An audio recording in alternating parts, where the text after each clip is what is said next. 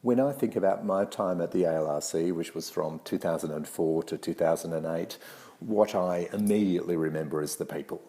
It was the most incredible group of people and the most incredible workplace, and much of that due to the effort that David Wise put into trying to build that sense of camaraderie. Every birthday, every coming and going was celebrated, whether it was for an intern or a commissioner. Everyone was just as special. And what that means is, look, the work was almost always interesting, but like any job, sometimes it wasn't. But it was still fun to come to work because of the people that you were working with and the fact that they really believed in the institution.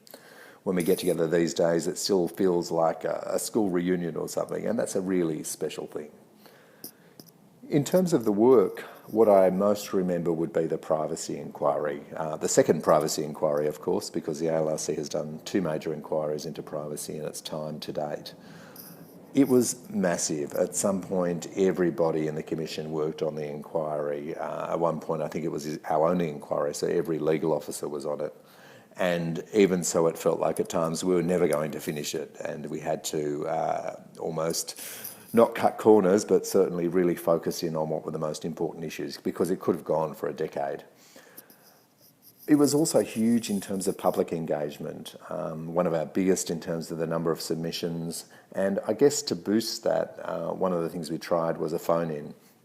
This was, of course, before the days that online engagement became big, so phone was the best way to engage directly with the public en masse. So we turned the ALRC into a call centre for 2 days. We reconfigured the phone system, we drafted scripts, we trained staff, we logged issues into a database that we'd created especially for that purpose.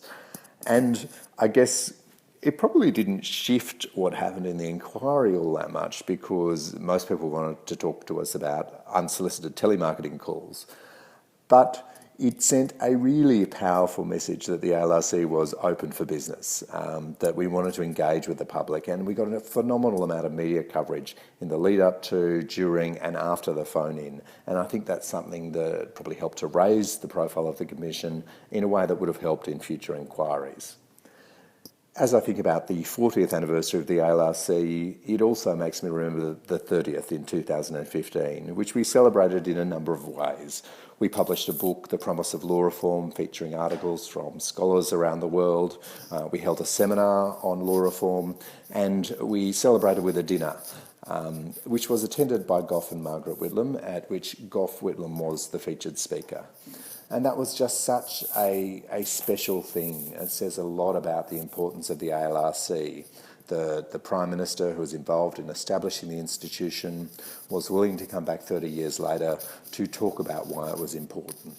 And I think that it's important that all of us remember that. Obviously, the ALRC has copped further funding cuts since, and I sometimes wonder how it does its job on its current resources, but it's still doing it. And it's incredibly important that we retain that sense of a strong, adequately resourced, independent, thoughtful, pro-engagement Law Reform Commission that can make sure that our laws live up to the highest standards and that the public has a say in the laws that apply to it. So I look back incredibly fondly on my time at the ALRC. It's wonderful to see it reach this 40-year point, and I wish everybody involved in the ALRC now and into the future all the very best.